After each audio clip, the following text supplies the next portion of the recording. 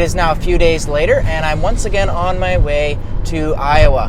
My final destination is a wedding of my cousin, which is up in the Okoboji area. But on my way up there, I'm going to stop at some churches and cemeteries. I do have some rain potential in the weather today.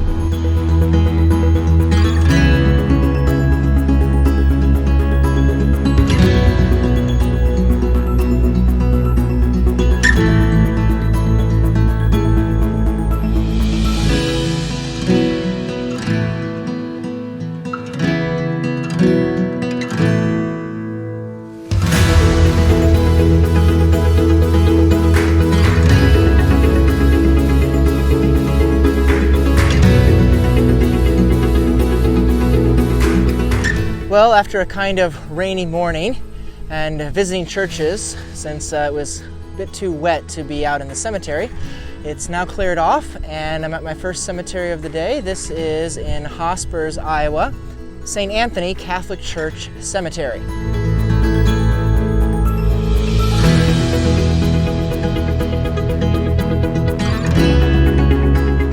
I was able to find a stone that has a record that of someone who was both born and died prior to 1880, when records started being kept in Iowa. So here is a stone right here of a Francis Schmidt, born in 1874, and as a child died 3 years later in 1877.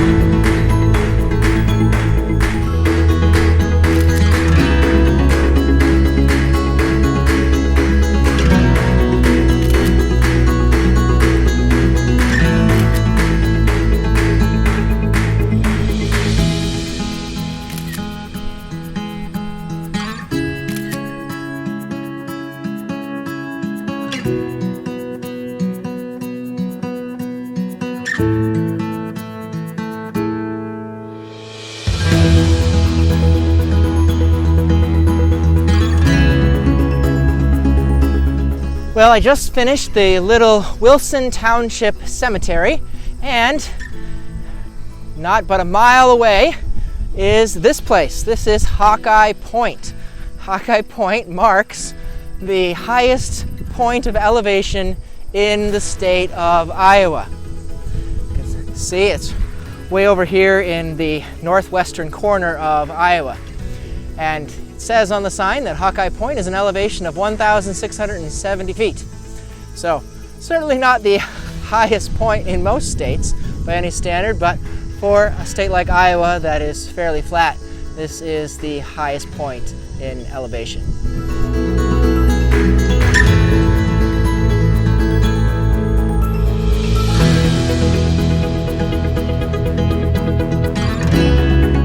Here at another tiny little cemetery called North Shibley Cemetery. Looks like another kind of pioneer cemetery, so let's go take some photos of the stones.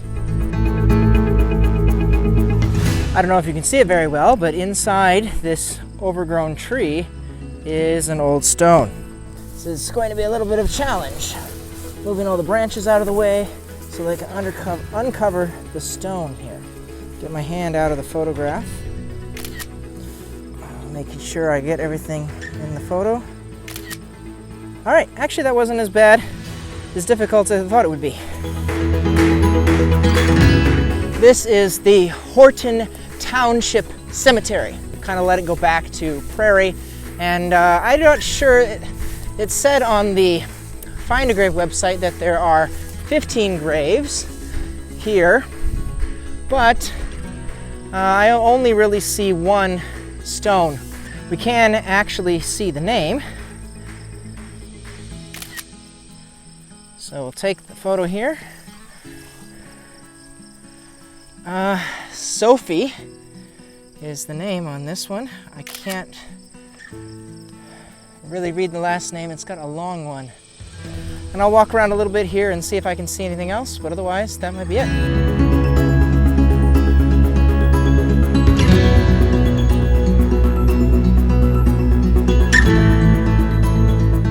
After a long day on the road, stopping at several churches and small cemeteries, on my way up to do the wedding rehearsal earlier this evening and the wedding rehearsal dinner, I'm now ready to call it a night here at the place where I'm staying off of the West Lake Okoboji, and get up early tomorrow and see what tomorrow may bring.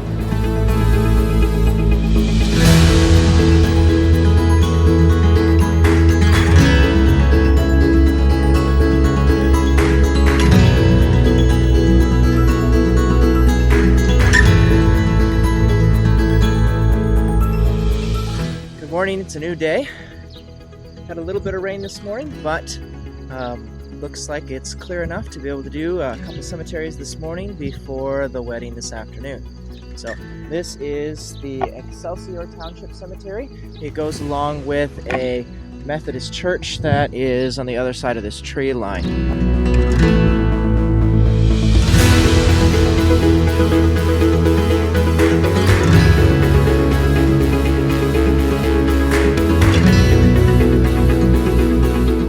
I have arrived at another tiny cemetery. This is the Westport Cemetery. I'll take some pictures of the stones.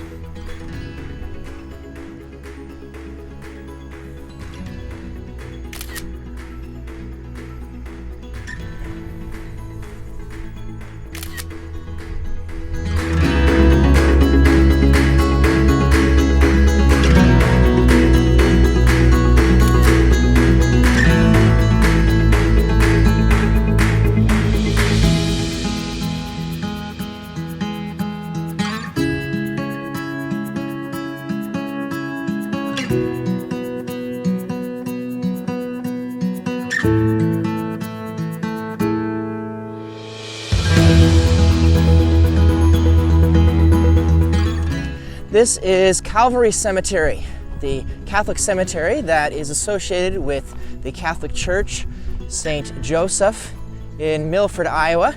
That's where I'm going to be having the wedding this afternoon. As you can see, it's a fairly large cemetery, almost 900 stones. So I don't expect to finish this cemetery, especially not this morning, before the wedding this afternoon.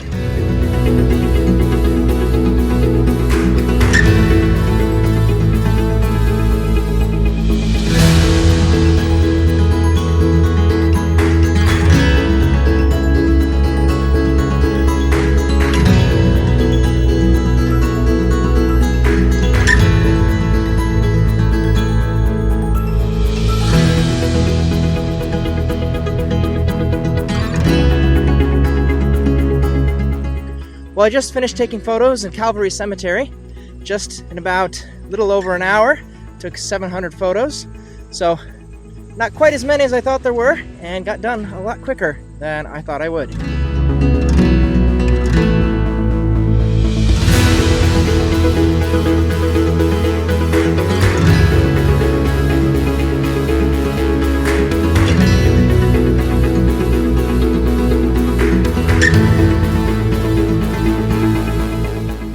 The Abbey Gardner historic site is the location of the Spirit Lake Massacre, a violent conflict in March 1857 that led to the death of 36 settlers at the hands of a group of Dakota Sioux. The tall monument was erected in 1894 by the state of Iowa to commemorate the tragedy. Next to it is a small pioneer cemetery where some of those killed in the massacre, mainly of the Maddock and Howe families, have been reinterred. Among those killed was the family of 13-year-old Abby Gardner. Abby herself, along with 3 other women, were taken into captivity. 2 of them were killed, but 2, including Abby, were rescued. Abby Gardner returned years later to purchase the cabin and surrounding land, operating it as a tourist attraction until her death in 1921. In 1974, the State Historical Society of Iowa restored the cabin to its original appearance. The 4 corners of the cabin are the original oak logs and sit in their original location. The second small cemetery at this location is the Gardner Family Cemetery. Under the tall stone monument are the remains of the Gardner family that were killed in the 1857 massacre. Also buried within the fenced area are the remains of Abby Gardner Sharp and her sons Alan and Albert. The epitaph on the back of Abby's gravestone reads, "Orphaned and enslaved by hostile Sioux, she lived to embrace in Christian benevolence the American Indian and all mankind." It is an expression of forgiveness that continues to be needed in our world today.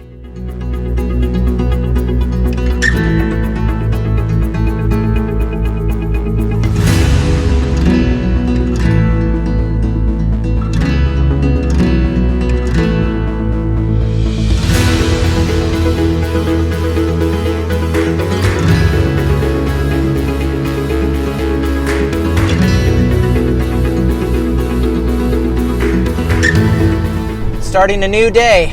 Finished the wedding yesterday. Had a nice time with family at the reception last night. This morning had Sunday Mass with my family, and now I'm on the road, headed back towards home, but we'll stop at some more cemeteries along the way.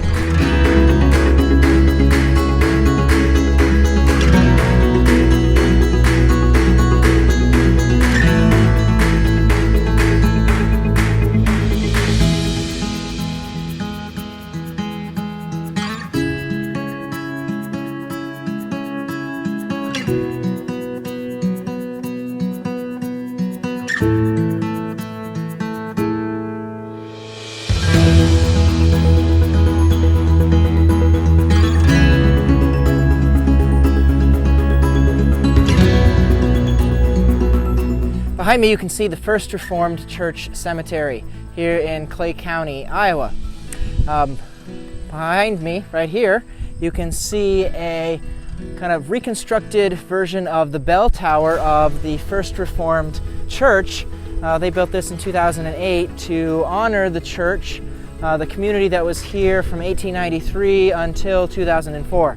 The church building is no longer here. It would have been in the northwest corner of this cemetery, but now that it is gone, they have put up this bell tower as a reminder of the faith of the people who were here and those who have now died.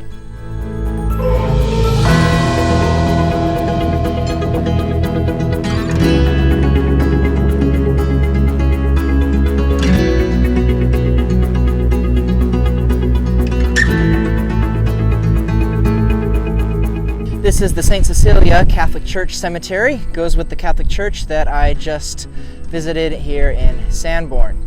So let's go take photos of this cemetery.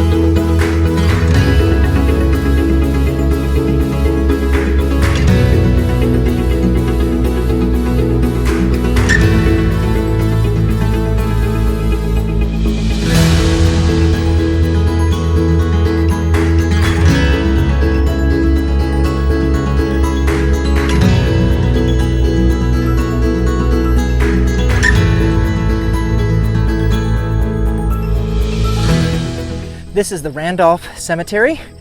Interestingly, because it has the same name as the town that I'm currently living in. The cemetery is maintained by the family of benefactor William Fitz Randolph. In the 1930s, the WPA Graves Project identified 15 graves at this location. A 16th remains unidentified, marked by an illegible stone. Burials include that of a Civil War veteran, Captain Benjamin Gano. 2 of his children, who died of typhoid in childhood, are also buried here.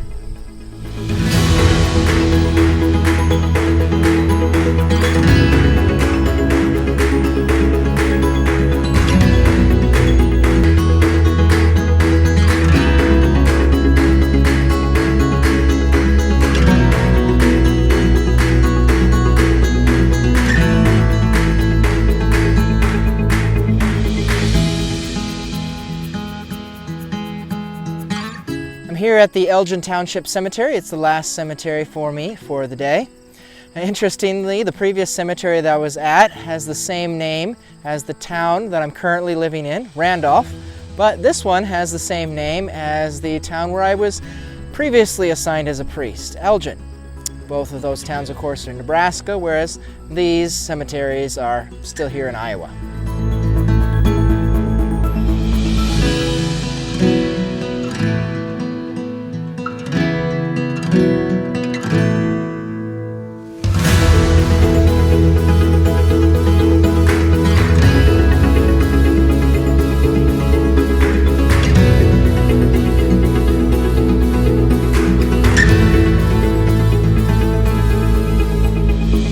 Having spent the night and first part of today at my grandmother's house, before I head back home, I'm going to stop at a few more little cemeteries here today.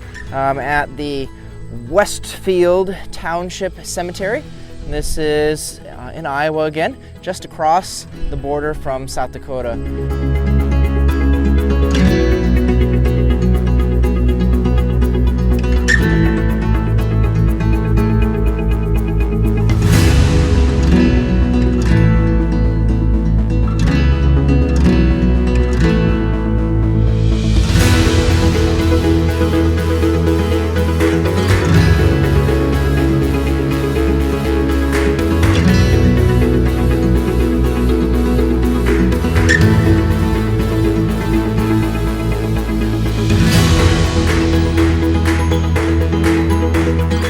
St. Joseph Catholic Church in Ellendale, Iowa.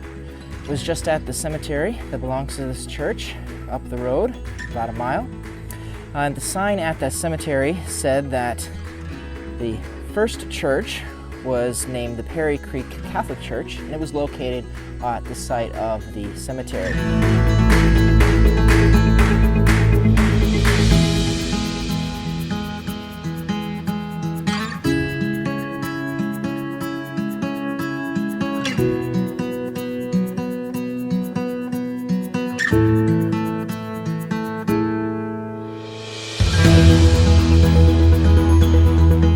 I'm here at my final cemetery of this cemetery adventure.